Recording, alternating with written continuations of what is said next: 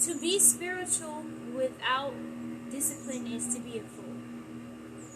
Especially when we have the knowledge and the wisdom right here in front of us. We have elders that are out here that are willing to teach us and that are willing to show us the way. But that takes discipline. That takes discipline. If you want to get to the celebration of your intent, the celebration of your dreams realized, the celebration of the manifestation of your ideal reality, that takes discipline. Discipline with the breath, discipline with what you're eating, discipline with who you're hanging around. And of course we already know this, but the people that you hang around with is a reflection of you. When we look at the top 5 people in the group that we hang around with, first of all, if we're the most prosperous, abundant, and in line with Ma'at person in our group of friends, we need a new friend group. You need people around you who are going to challenge you. People around you who are going to be accountable for you. And of course we got justice, right? So we have justice, and we also have the scale to balance, which is Ma'at. There's light in the dark, dark in the light. Whenever there's a situation, this is why I love, and I know I'm kind of jumping all over the place, because when I get downloads, it'd be like, but I love when Astarius reminds us that we are empowered by everything. Do you know how hard it is to get knocked down when you are empowered by everything? I mean, everything. You are empowered by everything. That's what being an alchemist is all about. That's what being disciplined is all about. Because I feel like a lot of us want to give ourselves the title of God, of goddess, of king, of queen, but you're not even disciplined. How you think you're gonna run a whole kingdom, or your whole kingdom, or your queendom, and you don't even have the discipline of focusing on your breath?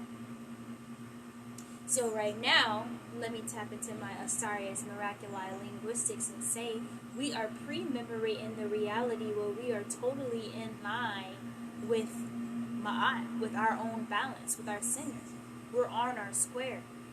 We are retrieving the aspects of our soul that we have given out unknowingly, or that hasn't been properly patched up, sealed, fortified, and protected within us.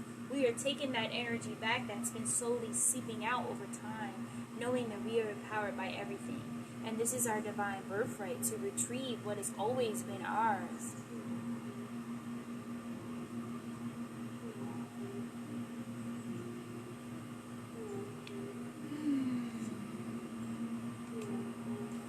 We got the 9 of Wands, which is about strength, stamina, and confidence. Isn't that what it takes for, first of all, completion? If you ever completed a project, completed an album, completed a painting, completed anything, you know that it takes a lot of discipline, it takes a lot of strength, and it takes a lot of balance within ourselves. And it takes a lot of knowing what it is that we want to create in the first place. So being able to see, being able to visualize before we crystallize. Visualize before we crystallize. Because the truth of the matter is, we're all crystallizing and creating realities right now. And everybody that's around you may not necessarily be creating the same reality as you. And another thing is, we are innately and intrinsically crystallizing situations, people, places, circumstances all around us. We take back our power, we retrieve our soul power in our light when we first can visualize what it is that we want to experience and then experience it. It's almost like when you're playing a video game, you create an avatar, you pick which world you want to go to, and then you insert yourself into it. This is kind of how our mind and our dreams and our thoughts are. We see it first with clear eyes, crystal eyes. We see it first with crystal eyes before we crystallize, before we bring it into physical form. Because we all know there's nothing worse than being presented with a situation and you're like, I don't know how I got here. How did I even end up in this situation? I don't deserve this. It's like the universe is just. Everything is just. Ma'at is always in act. But it's really about, are we tuned into Ma'at? Not if Ma'at is actually happening or if it's real or do you believe it. Ma'at is the balance of life. We are here with this conscience, with this sentience, with this soul, so that we can actively and consciously keep ourselves in line with Ma'at.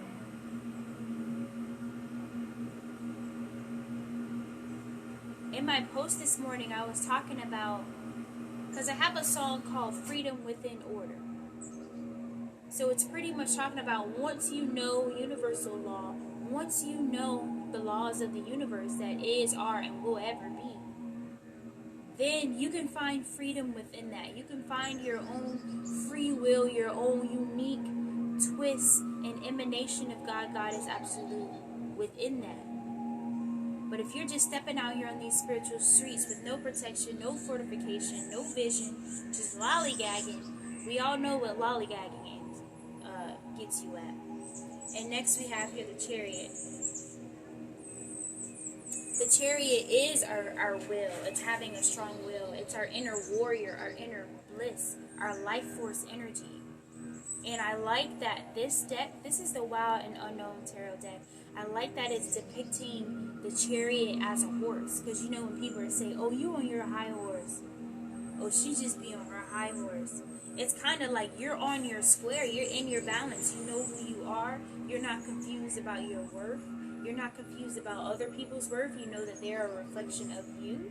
And you in your bag. You're in your Merkaba. You're in your car.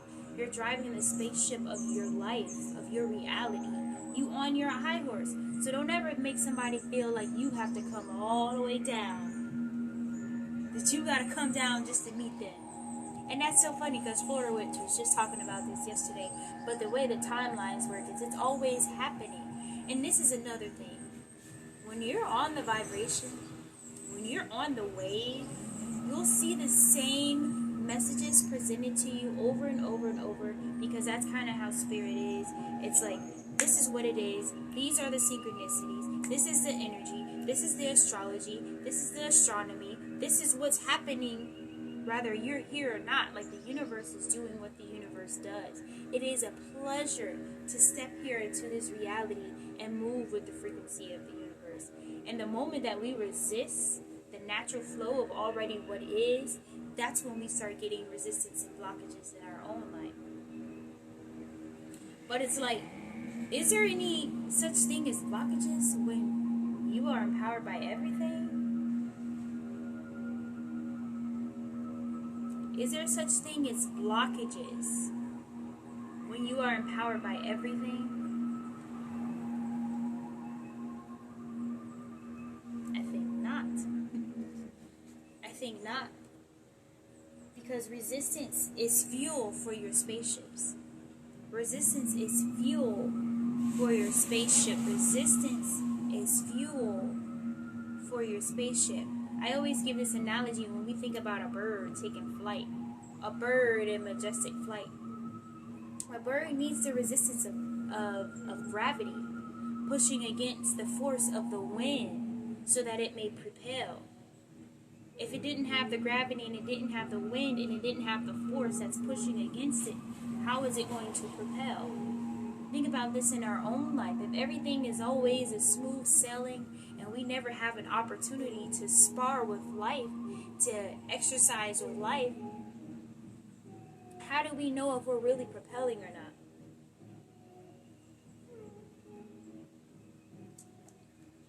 At the bottom of this deck, we got Divine Alchemy. Let me pull this card. We got Divine Alchemy. For those of you who don't know, alchemy pretty much means taking base metals or taking things that are seemingly low frequency, putting it through your violet fire of your beingness and your intent and transmuting it into something that's going to work for your rise.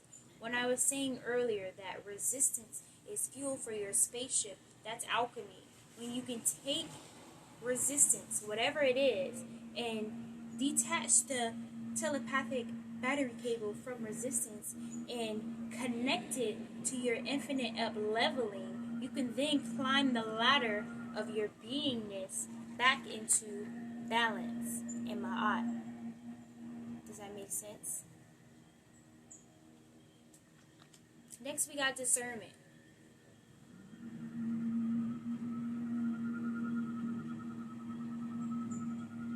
Everything that glitter ain't gold. Everybody who talk about spirituality in the fifth dimension ain't really applying Ma'at to everything. And maybe I shouldn't even speak on that reality anymore, because I'm practicing knowing that I have the power of animating that which is dormant with my voice. And we all do. We all have this power. We have the power to speak life into a situation and change it and up level it. So what I'm going to say is, in 2020, more people are realizing the importance of having a discipline, of having a routine. Spirituality seems all free flow these days. Oh, we're all gods and goddesses, and we're all queens, and we create our own reality. Don't get it twisted. It ain't no free for all out here.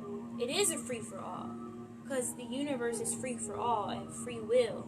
But there is a divine order and justice that is always in place.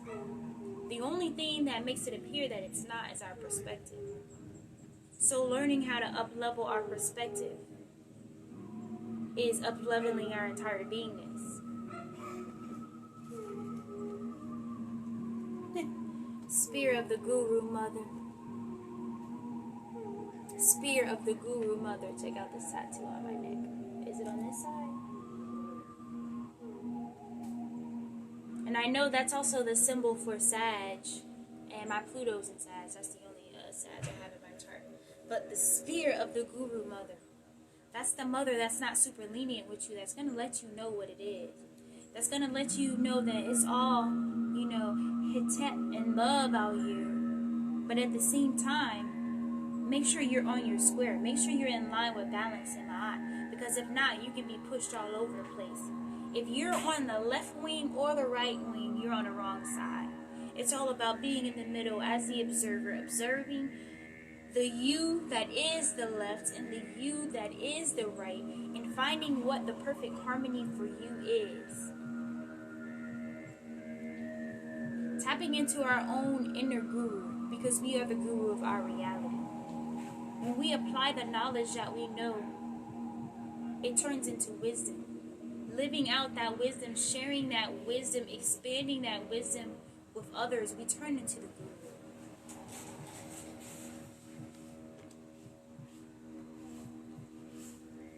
I'm going to introduce Ganesh to the cipher with my Ganesh deck.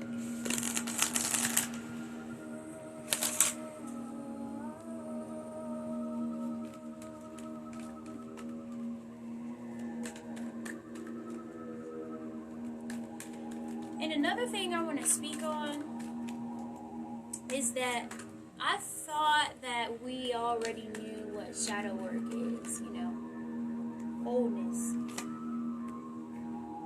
I'm going to tie the shadow work thing with wholeness. So, there is this misconception out here that being on this spiritual path means that you are only love and light. And wholeness means knowing the you that is light, knowing the you that is seemingly dark, harmonically converging the light and the dark and coming into your balance, into justice, but not demonizing either side, not even glorifying one side over the other, honoring and appreciating your light self and your dark self, not separating them, and knowing that you show up as whatever you need to show up as in whatever situation, honoring all sides of your personality.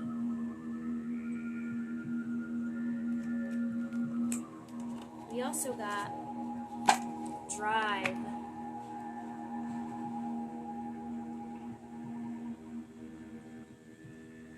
Your drive is your vitality. And I love when Seven Bomar talks about front door and back door spirituality. Front door and back door spirituality. Front door spirituality is when you reach states of enlightenment and bliss from your breath, from yoga, from selfless service. It's about having a very soberness to your being. And meeting God, Goddess, absolutely. Backdoor spirituality is when we take substances. When people do, lots of LSD or even mushrooms.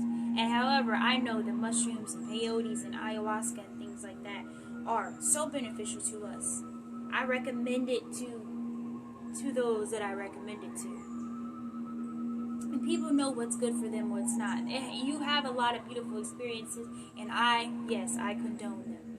However, not becoming dependent on mushrooms or psilocybin or alcohol or weed or whatever it is that you use, not depending on any substance or any outside thing to reach certain levels of awareness and consciousness. I've yet to do DMT in this physical reality yet. I've already done it. I've already vibrated on the DMT frequency, and I be that.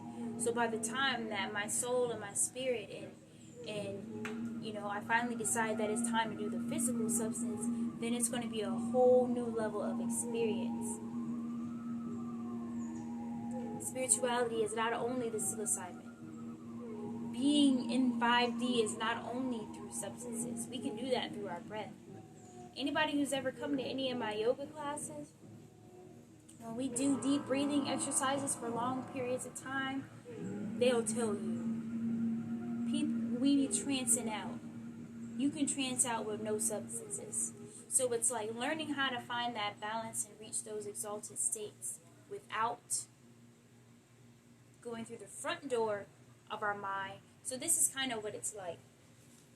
So when we do any type of outside substances, and we're able to reach certain realms, and you see the geometric shapes and everything like that, it's like we're entering through our beingness through the back door. So there's beauty in that, because we can kind of observe, we can still observe ourselves. But it was explained to me that when you reach certain levels of consciousness and awareness, when you are sober, it's like breaking through the front door. So it's like imagine like your consciousness and all your beings that live inside of you. First of all, you're the head guru of all the beings that live inside of you. You got the last say so. Word, okay?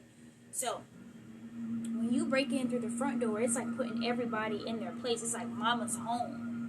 When you are conscious and lucid dreaming, you didn't have any substances, your beingness is like mama's home, papa's home, finally.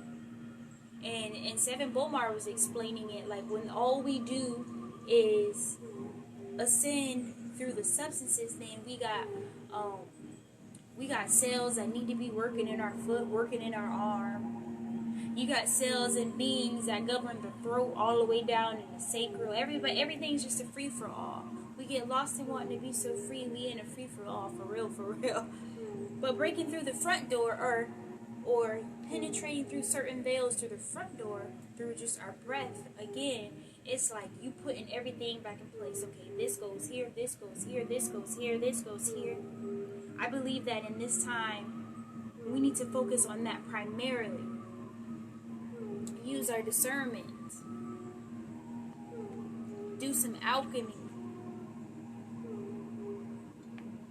Have the drive and the motivation to overcome what you need to overcome. To have the resources to do what you really need to do. And the blessings be infinite. The empowerment be infinite.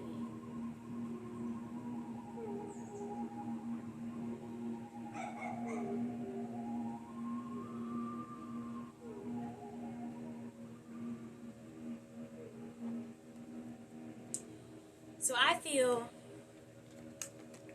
very of service these days. I feel like I've been experiencing and going through so much stuff like within self that I feel very empowered to even be able to share my story, share my insights. I feel like the more that I do better for me, the more that I'm doing better for the collective. I'm gonna pull three last cards from the Ascent Oracle deck.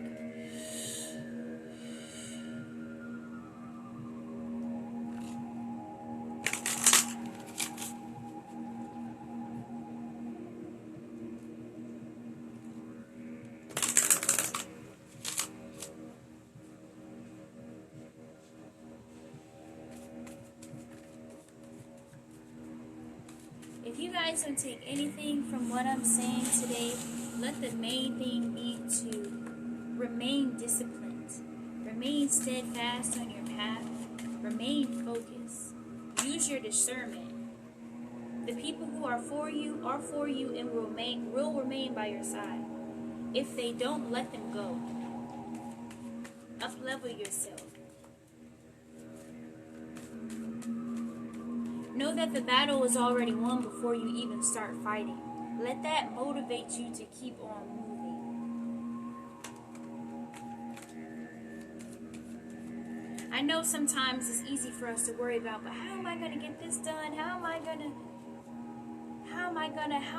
to, what if this happens? What if this happens? I feel like a main exercise and a practice we need to do as conscious and sentient spiritual beings having a human experience is to go into things and be like, look, I may not know exactly how I'm going to get there, but I know that in the end, I'm going to win. I know that in the end, I'm going to be the most empowered that I can possibly be. So I'm going to go into this on my square, in line with Ma'at, in line with balance, and I'm just going to take it one breath at a time, one day at a time. I don't need to be focused on what I'm going to do by the end of the month. And yeah, I know I need to pay my bills, but it's all about tapping into this now moment right now. If I focus on what can I do right now to make everything else easier, by the time you get to the end of the month, you'll fuck around and have more money than you thought you needed. But I feel like where we mostly go wrong is when we're thinking about too much of the future or the past, and not as focused on the right now. How are your breaths right now? How is your posture right now? Is your altar clean right now? Is your kitchen clean right now? Is your fridge clean? Your living room clean? When the ancestors said cleanliness is next to godliness, it wasn't just some cool poetry. It's also saying by having a clean spirit, by having a clean house, starting off on the practical. What does your car look like right now? Because if you still got trash sitting in your cup holder and you still got shit building up on your baseboard in your house, then reflections, your mind probably looks the same way. So when you're wondering why you can't manifest something, it probably has to do with cleanliness, detoxing your spirit from people, from substances. We got this. We're going to be empowered by everything in the end anyways. So how about in this right now, let's make sure that we got our shit together. Because until we 100% got our shit together, then we're not going to see the full fruition of our blessings.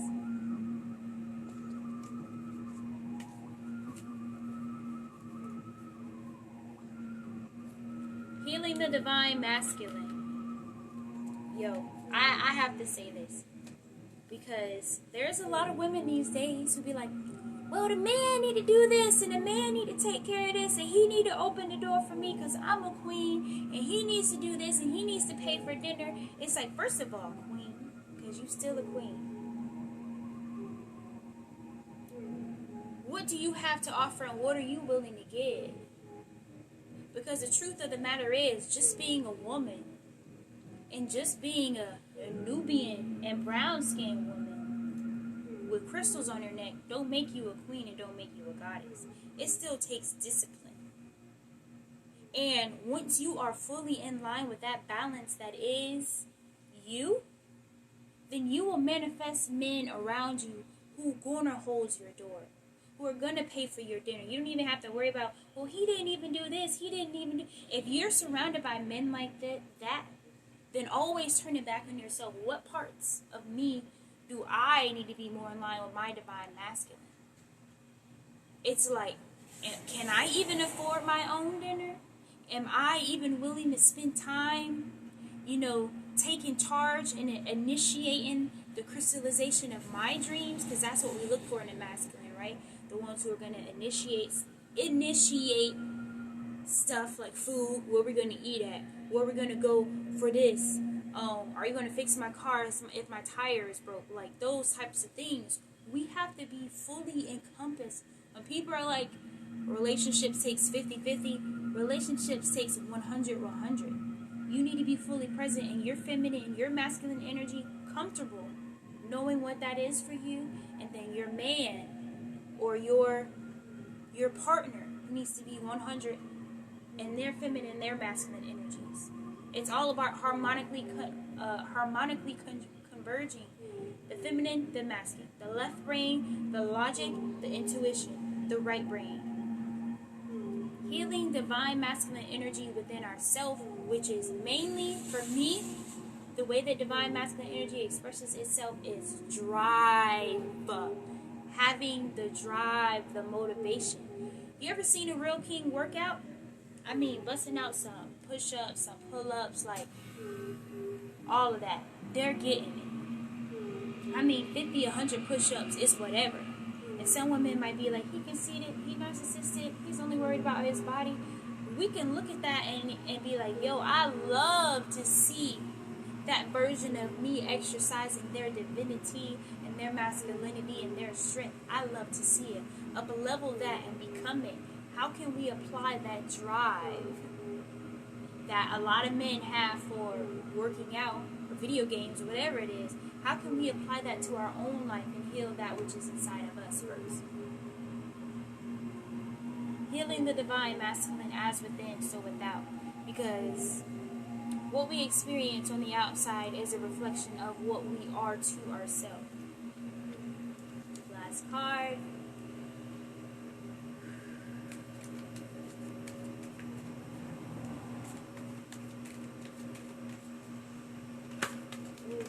One card. Spinning the Ankh, the key of life. Spinning the Ankh, the key of life. And that's a beautiful, beautiful way to close off and balance in this Ankh energy. As we know, the top of the Ankh is the womb. The bottom of the Ankh is the phallus, masculine energy. And the two limbs on the side are the offspring. It's the symbol of life. It's a symbol of having our feminine energy, our masculine energy, and our inner child energy balanced within us. And we will see that happen as without. Of leveling our perception, of leveling our intent, of leveling the way that we speak about ourselves and to others. This is how we're going to all collectively raise the frequency of the whole world. At this point in time, I mean, people like me, we have zero tolerance for like talking shit or talking negative about people in 2020, especially in this time. It's like, first of all, don't you know that everything and everyone is a reflection of you? We're up leveling and we're up leveling. We're up leveling and we're up leveling. We are up leveling and empowering every reflection of us, every extension of us.